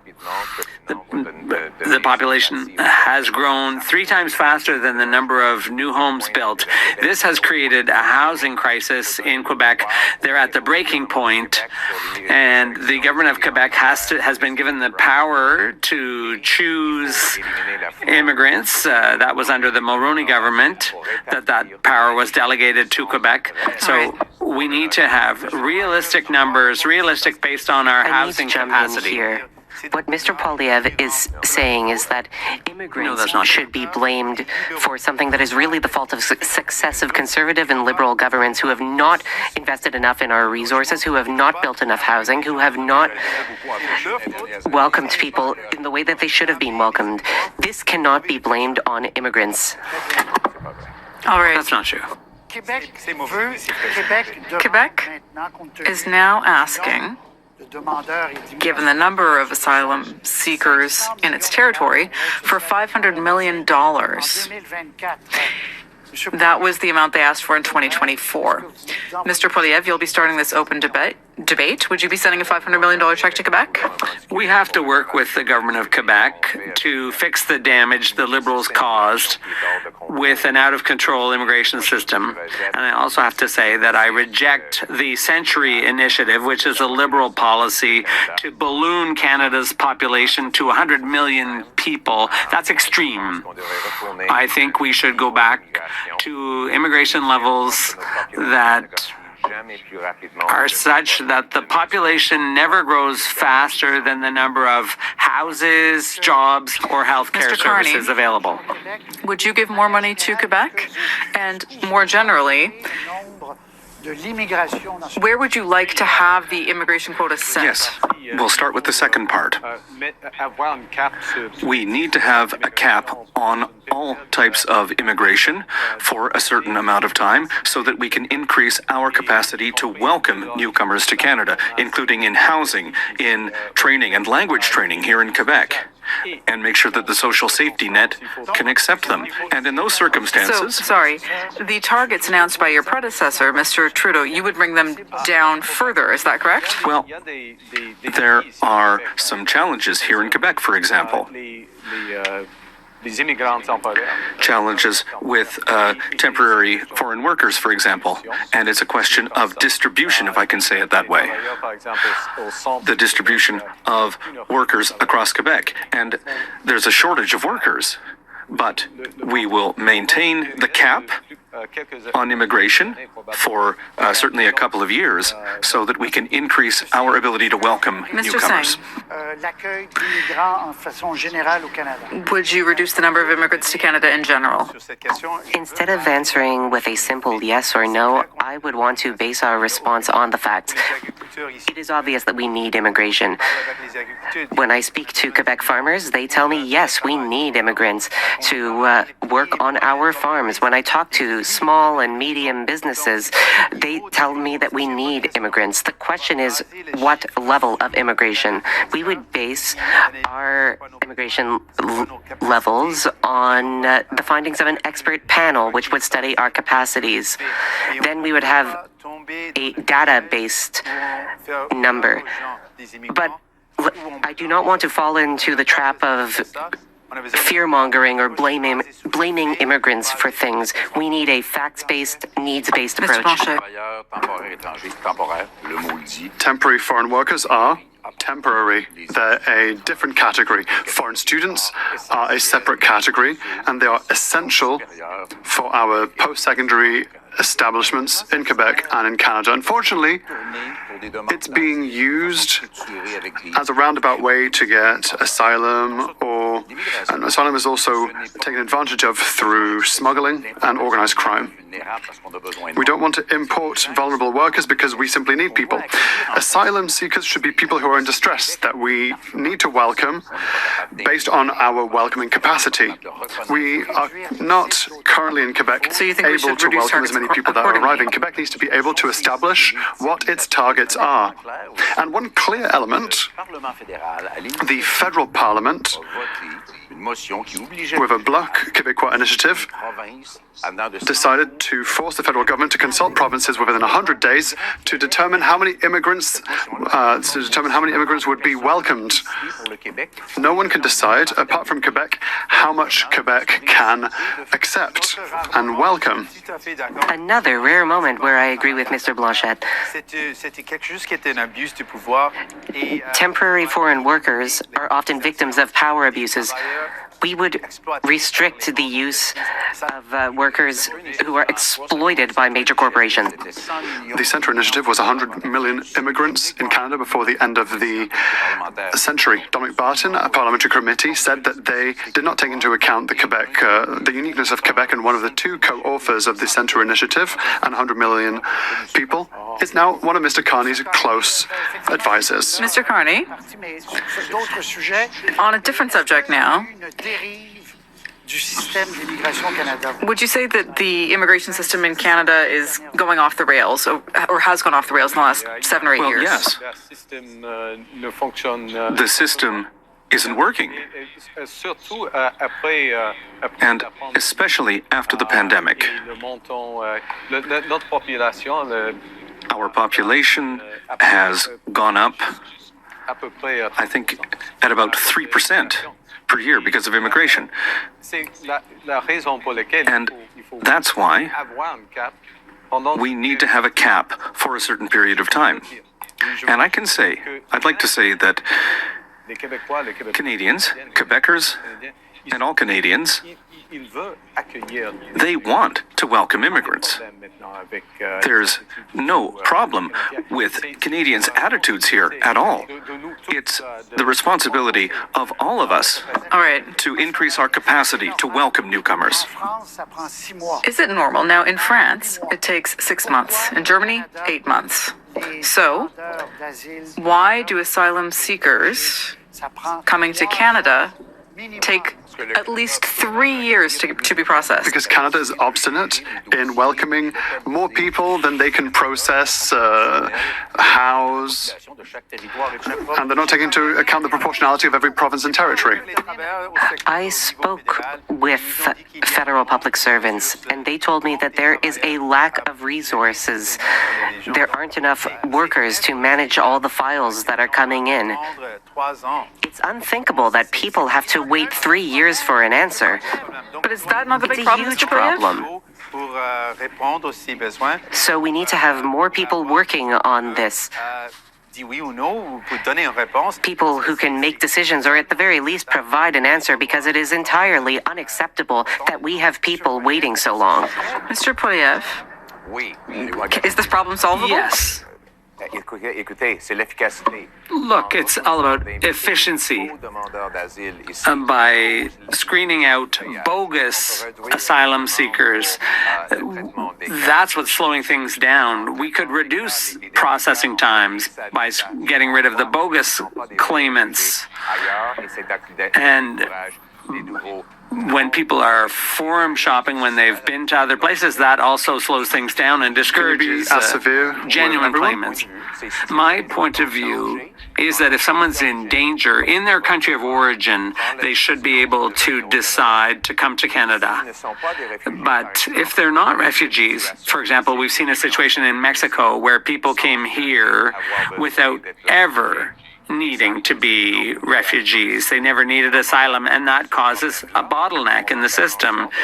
And so what we're going to do is ensure that genuine refugees can come here and have their lives saved through the generosity of Canadians. But how do you separate the real ones from the non-real ones? Well, that's the problem. The machine, the apparatus is too cumbersome.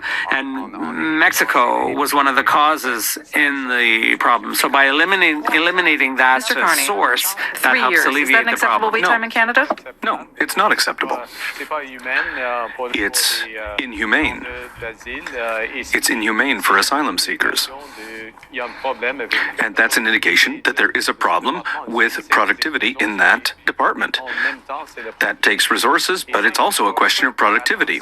Why not hitting the brake pedal with kindness, of course? Why not slow things down until we have a good system and a good public service for immigration that can deal with files in a few months? The rhythm is far too quick, and so we can't succeed at this rate. People, for economic reasons or who are in distress for other reasons, come to Canada and they're lost because their files aren't being processed. You can conclude, Mr. Carney. I more or less agree with that, but we need to be, as you've said, we need to be neutral. We need to act in a neutral and fair way. All right. A fair way for I all. want to save some time to talk about two other important files: international aid, Ukraine, and Gaza. I think we've understood your position on immigration. The question is simple. Should we cut international aid or not? I'll give you some figures here. $2.1 billion is being given to Ukraine currently. That's a large amount of money for Canada. Ethiopia also. Haiti. There's a long list of other countries that we could have put up on the board. Mr. Poilievre, you've said that we need to cut international aid. What would you cut? Ukraine? Ethiopia? Haiti? No. I would start by cutting off China. The Liberal government gave $250 million to the Chinese Infrastructure Bank in order to build pipelines, highways, and other infrastructure to promote the expansion of Beijing's empire. I don't think that's a good use of taxpayer money. Also, we saw UNRWA, the organization in the Gaza Strip that took part, or whose employees took part in the attacks of September 7th. So I don't think we should be funding that type of activity either. The aid we give should be directly to people in need and not through bureaucracies, multinational bureaucracies and terrorists. Let's talk about Gaza. Currently, Doctors Without Borders, just today, said that the situation was worse than ever. So if you cut UNRWA, which might be an imperfect organization, but if you cut aid to them, how can Canada help Palestinians? With not-for-profit groups, NGOs that will deliver the services directly to Gazans. The only group on the ground, I'd like to because it's a waste of money when that money that's not even getting to the people. I will start by saying qu'il y a un problème dans n'importe quel organisme, on doit enquêter ça tout de suite. if there's anyone in an organization with a problem, then yes, that should be investigated. But what you said about UNRWA was disgusting. This is the only organization that is helping out people on the ground. And you painted the entire organization with the same brush, calling it a terrorist organization. That is unacceptable.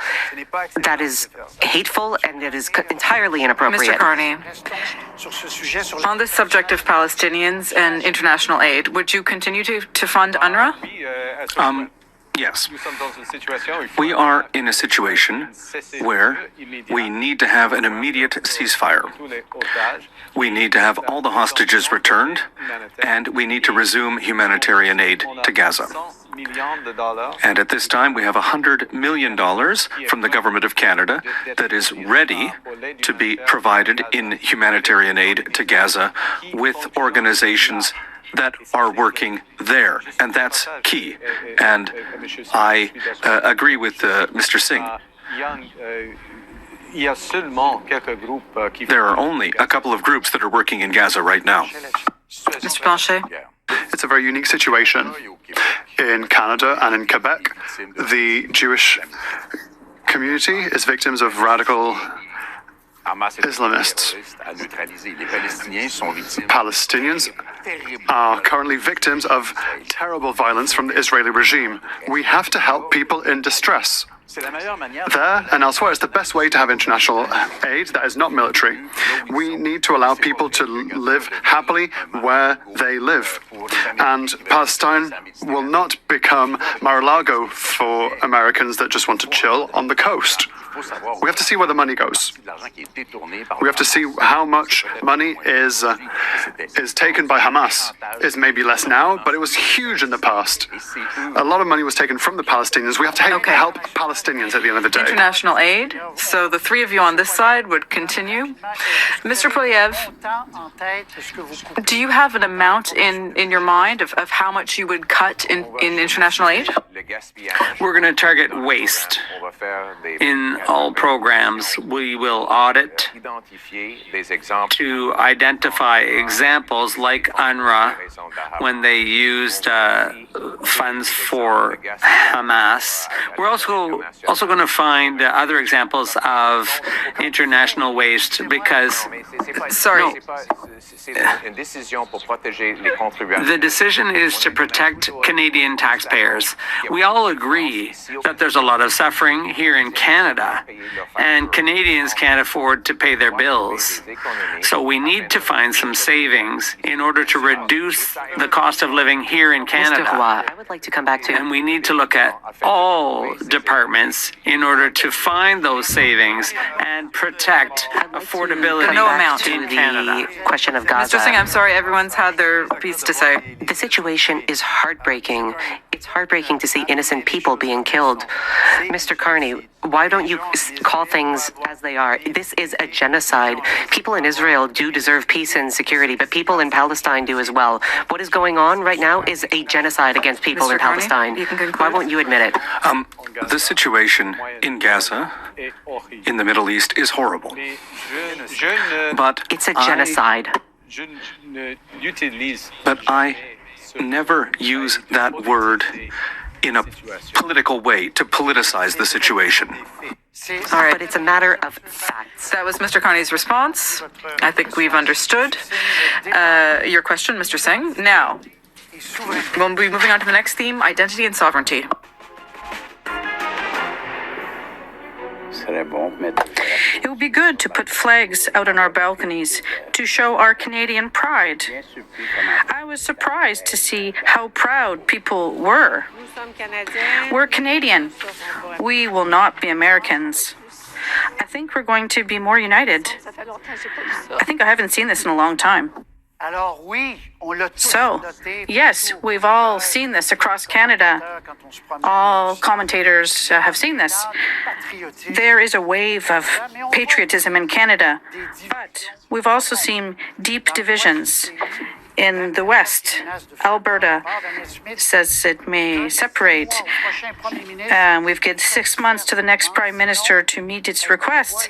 Otherwise, there could be a crisis of national unity that is unprecedented.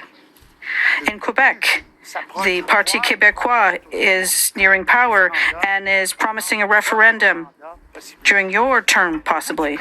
At the end of the day, are we not as divided or as the U.S. or very divided? We'll go around the table. Mr. Poilievre first.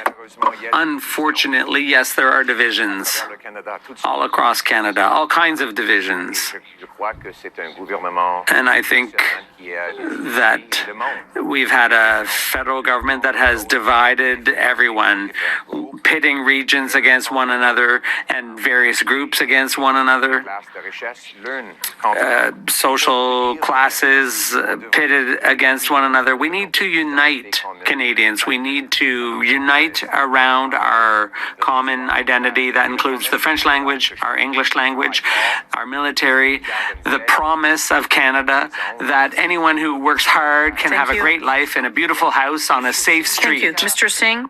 Il n'y a pas une fracture canadienne. Is there not division in Canada? When I travel throughout the country, Une unité, une solidarité. I J'ai vu observe great unity, great solidarity. vendre notre pays. Canadians want to defend our country. They do not want to become the 51st state. They want to protect what is dear to our hearts. Identité, les gens disent notre identité. When I talk to people about identity, people tell me On a des our identity is taking care of one another. We have programs for that. For example, our healthcare system. We need to protect these systems and strengthen them, not cut them or sacrifice them. les gens de prendre ces Now is the time to bring people together Thank you. to get things done with our solidarity. Thank you. Mr. Blanchet. I think that people confuse certain things. Some people think that all Canadians should follow one single line behind the federal government, and so we only have one economy. Mr. Trump's fear, or rather the threat of Mr. Trump, has to be taken seriously, but instrumentalizing it for nation building in Canada, where Quebecers are being asked to be attached to their language as a frivolity, I can't agree with that. Thank you. On y reviendra dans le débat. We'll go back Quebec's to that. uniqueness is also economic, and we have to be on the same level Is there playing a field. division in Canada? Well, there's always a risk. But I think that right now, Canadians are uniting, and they want to unite. Canadians want a positive agenda. There is solidarity here. Healthcare is a right here in Canada. It's not a big business like in the United States. We put a value on diversity here. And we also put importance on judicial independence. And, you know, the potential of Canada is enormous because we're all in this together. Thank you. So open debate. Mr. Blanchet, Comment penser qu'un Québec how can we think that Quebec, if it's on its own and independent, could be stronger Trump en comparaison to stand up to Trump and in comparison with all of Canada right now? Does Canada need to be a province of Mexico to be allied to Mexico against the states? We're not in that debate this week, but Quebec does not need to be a Canadian province to talk of its own voice. Our economy is doing fairly well, but our economy is different to that of Canada's, and the announcements that have been made have helped Ontario Steel, Ontario Banking, the Ontario automotive industry to fund Aluminum. Western Oil. That is what those were the investments made. The counter tariffs on aluminium are very harmful because people have to pay for the aluminium they sent to be processed in the States. There's then re-imported into Canada. $2 billion to the States in countervailing tariffs. For that, nothing happened. But now, $2 billion has simply been signed by Mr. Carney for the automotive industry. He sees himself as a negotiator, but he hasn't even been re-elected yet. Should Quebecers not make sure that they have a strong voice that collaborates? I've already said that we would work with Canada, but I've asked to speak to Mr. Carney, but he's never called me. He's never wanted to talk to me. I want Quebec to be at the negotiating table for a stronger Mr. Carney. negotiating position with Canada. Is there also not a risk, like was the case with the automotive industry in Ontario, to this, because this could happen to the detriment of saving other industries in our country? If we put all our eggs in automotive basket. Not at all. For example, our counter tariffs for the aluminum sector and steel. No, they're not bad. They're not bad at all. We import aluminium cans from the States that comes from our That's mined not aluminium. right at all. If I may, the counter tariffs for the aluminum sector are $30 billion. The counter tariffs, or $30 billion rather, the counter tariffs for the automotive sector that's $8 billion. That's a huge difference because, there are a number of reasons for this, but our counter tariffs, it's not just for Quebec, it's for the workers there, are much higher. I don't know where that money came from, and I don't know when the industry will get that money. We are using the counter tariffs. What was it, $2 billion for automotive? Immediately for them, because we're shaking in our boots when the automotive industry is at risk. But aluminium was not supported. There's no processing capacity. There's no help for temporary work losses. $2 billion for the automotive industry, but nothing for aluminium. When it's Ontario, the checks come flying. But it has to be the same for other places, right, especially Quebec. That's the numbers. Your numbers are wrong. Mr. Poilievre? Yeah, but he's got a point when he says that the weakness in our country right now threatens our unity. Your Liberal government for 10 years has the worst track record on immigration, on housing, on inflation, on crime. But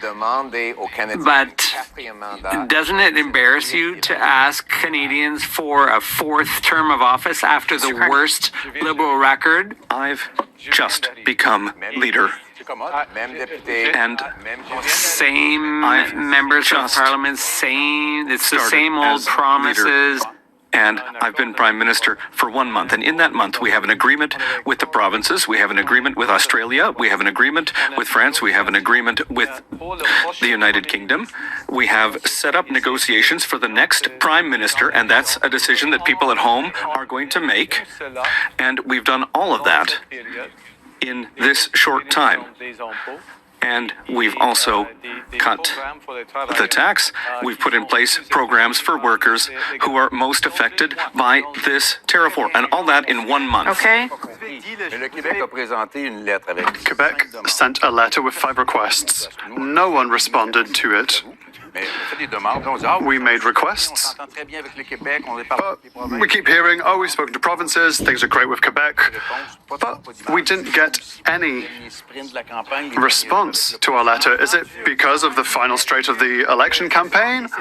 What's going on? Mr. Carney, you described healthcare as a right, and I agree with that. But you are talking about massive cuts to healthcare. Not at all. Admitted it. Mr. Singh, I let you speak earlier. The long-time Liberal government House Leader, Karina Gould, agrees that there would be Mr. cuts. Singh, cut his mic. Monsieur Singh, parce que là, je vous ai dit tout à l'heure, je vous ai laissé aller, mais là, on I let you speak more earlier, but now we're nearing the end. We're talking about Quebec and French. Est-ce que le Québec a le droit de défendre? Does Quebec have the right to defend French, even at the cost of using the notwithstanding clause upstream? Monsieur Poilievre. Mr. Poilievre. Yes. Quebec must defend French. It's the common language of Quebec, and I will defend French. My father was a francophone from Saskatchewan. I lost my French a little bit when I was a teenager, but I married a Quebecer. Our children speak French, and I understand why French needs to be protected, and that is why I will continue to support laws and policies that allow Quebec and the federal government to protect French all across Canada. Using the notwithstanding clause to protect something. You're against that, Mr. Carney? Well, there is a general question here around the use of the notwithstanding clause in a preventative way. And it's not necessarily a question just for Quebec. It's been used in Quebec, but it could also apply in Alberta, Saskatchewan, and Ontario. And it has. And so the question is, do we have rights and freedoms here in Canada? Are we equal? And we need to consider the right balance. Certainly, but the use of the notwithstanding clause in a preventative way, that's a question for the Supreme Court. Mr. Blanchet, in terms of the use of the notwithstanding clause, obviously you have no problem with that. Jean Chrétien, on behalf of Pierre Trudeau, negotiated with the provinces, and it led to the notwithstanding clause, and this wasn't signed on by Quebec. It was tested. It's not the type of use that is in question, it's how it is used. The Supreme Court has already decided. Mr. Carney wants to turn to the Supreme Court to disagree with itself in the decision it made with Quebec. It's all funded with Quebec money. Interveners from Quebec who have challenged this to the Supreme Court. You are going to take Quebec taxpayer money to contest a Quebec bill that is under Quebec jurisdiction. That was adopted by the National Assembly of Quebec. Mr. Singh, on this notwithstanding clause for French. I believe in protecting the French language. During this debate, I have tried to bring up health a few times. Mr. Roy cut me off a number of times. Look at my time on the clock. Every time I tried to bring up healthcare, I was responding directly to something that Mr. Carney said, because health is something that is important for me. It is about identity. It's something I am very passionate about, and every time I tried to bring it up, Mr. Roy called me out and cut me off. That is not fair. For me, the question of healthcare is crucial. When I talk to people on the street and ask them what is important to them, they say universal public healthcare. People ought to know that the other leaders on this stage tonight would cut healthcare funding. And I think that's wrong. No. Not now, Mr. Blanchet. No. Neither The two Mr. major leaders Blanchet have nor both I have said this, that. and I need to tell people because it's important. This is what I believe in. This is what I believe in and what the NDP believes in. That's not right to make allegations Okay, like that. we talked about health earlier. I let you speak. But now we're moving on to another topic. Yes, but now we need to bring it up in the context of Okay. identity. What is Canadian identity? Healthcare. We have to bring it up in this part of the debate. Canadian identity is about taking care of one another. We need our universal public healthcare system. It should be strengthened. It should be protected. We are in the midst of a healthcare crisis. It's supposed to be an open debate, so we should be able to talk about whatever topic comes up. There isn't a lot of risk when it comes to the health of a language in Let's Quebec. talk about language. There's Outside healthcare of issues in Quebec. Quebec as well, and I am here to protect the healthcare system for everyone, including Quebecers. Outside of Quebec, Mr. Singh and others, the weighting of francophones has gone from 6% in 71 to 3.5% in 2021. How will you reverse this trend? People are listening to you across Canada. Well, first of all, we are going to increase the level of Francophone immigrants outside of Quebec. We'll increase that from 10 to 12%. Second, we will strengthen Radio-Canada and CBC with new governance structure and new money. Mr. Poilievre wants to cut that. We are going to strengthen the telefilm industry and the Canadian Council for the Arts so that we can increase training. All right, Mr. Poilievre.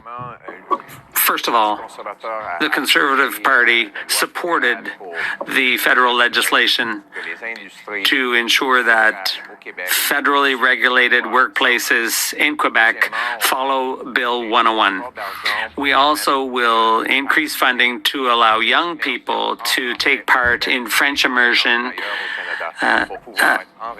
for Anglophones coming from outside Quebec, and that will enrich the French language. And third, we'll make sure Quebec has more control over immigrant selection so that they can better choose those who can be franchised and integrated into the labor market and Quebec culture. That's what we want to do to protect the French language.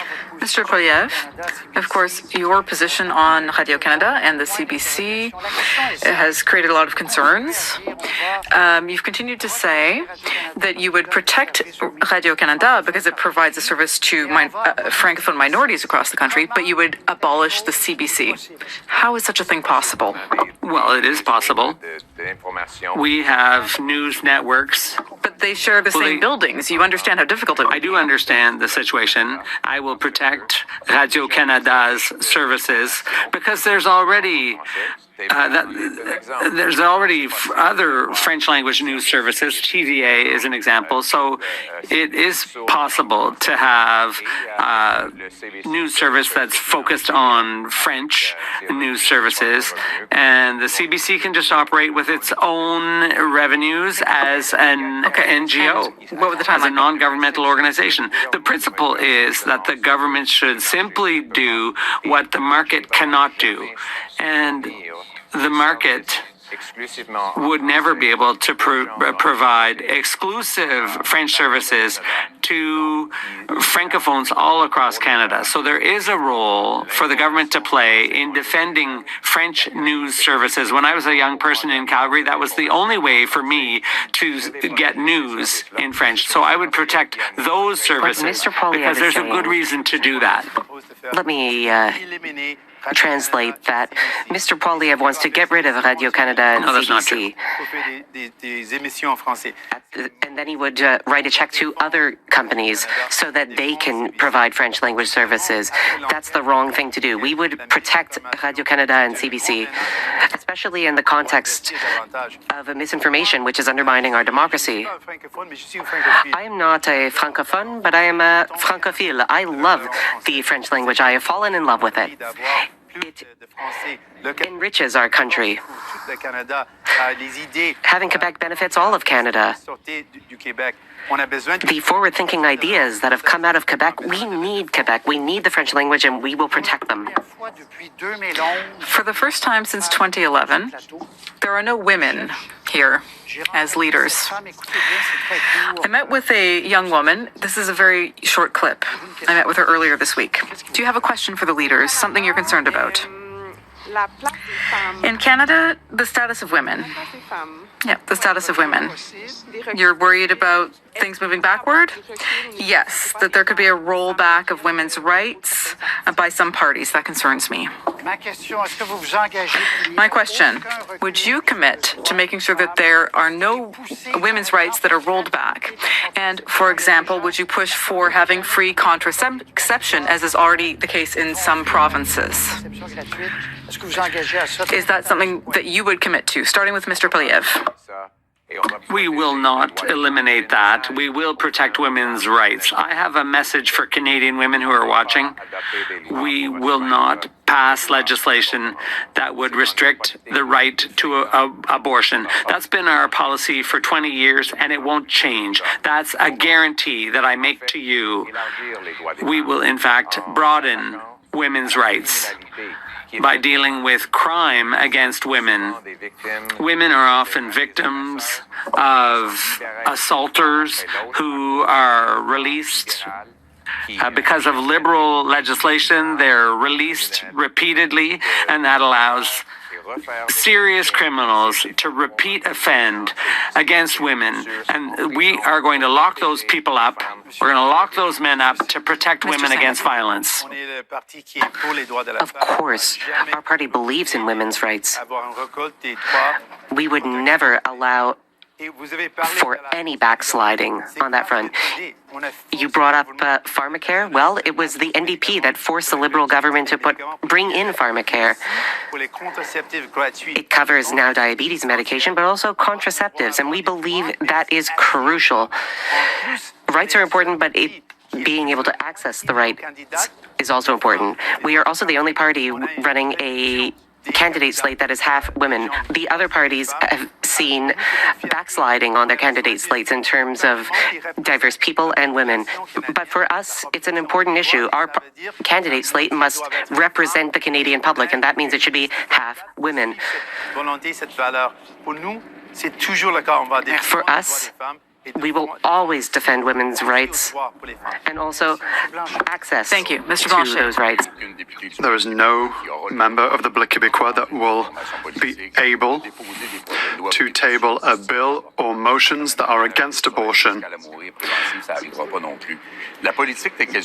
Preventive MAID will also not be allowed. With American influence, we are in a very difficult place for women. There are many ways that invite women to participate in politics. We have reached parity with the Bloc Québécois. We wanted it to be 50-50, but in our current political culture, and I have many great women in my party, it's much more difficult at the federal level than in Quebec. Yes, I think that this, an aspect of politics right now, the negative politics that we're seeing, it's becoming more and more difficult to recruit women as candidates, and really any candidate. But absolutely, we defend the rights of women all the time. But what I'm concerned about is the use of the notwithstanding clause. Not in a preventative way, but after Supreme Court judgments have been made. That, what does that do? It takes away Canadians' rights and freedoms. And it creates, and Mr. Poilievre has proposed this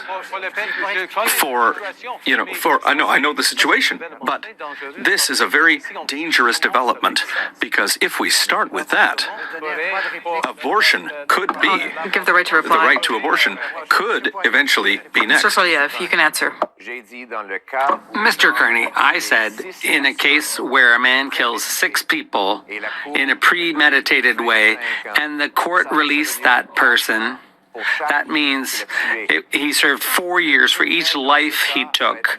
The criminal in that case will be free in 50 years. You're talking about danger. That's what's dangerous. Liberal laws that allow criminals to circulate on our streets. I will never excuse for locking murderers up. No, I'm sorry, but you're trying to change the Canadian Constitution. All right, gentlemen. That's what you've proposed. I would use Section 33 to put an end to the crime that Liberals caused with their policies. Where will you stop? By stopping murderers, yes. Everyone knows that there should be severe penalties for murder. You're trying to sow division here. Everyone agrees on that front. If someone kills someone, there needs to be a strong punishment. You're not No, that's special not for true. proposing that. No, the other 3 Everyone parties. agrees. Très bien, Monsieur Blanchet. All right, Mr. Blanchet, Vous allez revenir très rapidement. Il reste une minute. very quickly, please. Mr. Carney said that I voted for the new Official Languages Act bill. The money comes from the previous bill, and the official language minority community money comes from the bill. I was asked to bring changes. We brought the changes. We voted for, but we didn't want it to apply to Quebec because it harms Quebec. Gentlemen, Toujours imparfait, Monsieur Singh. Voyez-vous, 22, know, 10, 24, 25. things didn't turn out perfectly, but Mr. Singh, you say you got 22 minutes compared to 24, 25, roughly equitable. I'm sorry that